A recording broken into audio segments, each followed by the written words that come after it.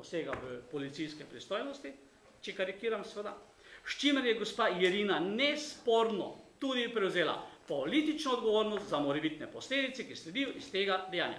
Glede na to, da je bilo dejanje izvedeno na lastno pest, če tudi morda v soglasju z celo podporo kakšnih drugih organov, seveda tega on ne ve, je skladno z evropsko nacionalno uredbo za torej, pravilno, zakonito črpanje kohezijske politike in seveda vsega ostalega še vedno odgovorna SVRL.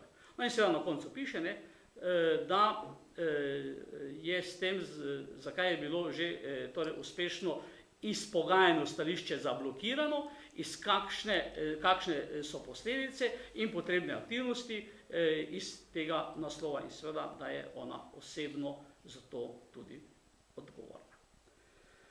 Skratka, to je seveda katastrofa.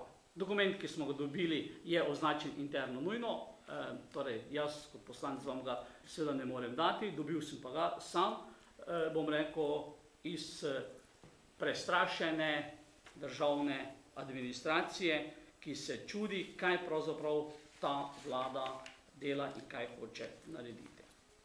In če samo v stilu sinočne oddaje pokomentiram, recimo nastop ministra Zalarja, ki je govoril o kritizerstvu. Torej, a je to kritizerstvo? To piše minister Györkös, ministru Križaniču, ministru Gaspariju in državnemu sekretarju Radu Genorju.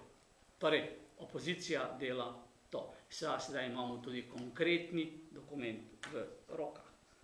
Govoriti, veste, o tem, da bomo za 25.000 povečali brezposelnost, samo te projekte bi naj razpisali na SVRL-jo, bi ustvarili novih 30.000 delovnih mest za 300 milijonov evrov. In če so kje projekti, so projekti na infrastrukturi, na občinah. Danes so občine edina rešilna bilka, ki jih seveda ta vlada kritizira, ne, kjer lahko črpajo evropska sredstva. Če dajo možnost, če razpišejo 1 milijardo evrov dodatnih sredstev, jih bodo izčrpale lokalne skupnosti. In s tem stopimo čez finančno krizo in brezposelnost. Govoriti o socialnih projektih te vlade za mene je edini socialni projekt delo, pošteno plačeno delo, da se lahko dostojno preživi. Vse ostalo je potrebno za posebne namene. In zato tudi ob tej priložnosti najavljam, da bo Slovenska ljudska stranka danes zahtevala izredno sejo odbora za lokalno samoupravo. Hvala lepa. Hvala lepa. Kakšno vprašanje se tudi sledi? Kar izvolite. Mislim, da ste bili dovolj izčrpani. Potem pa hvala lepa za obisk.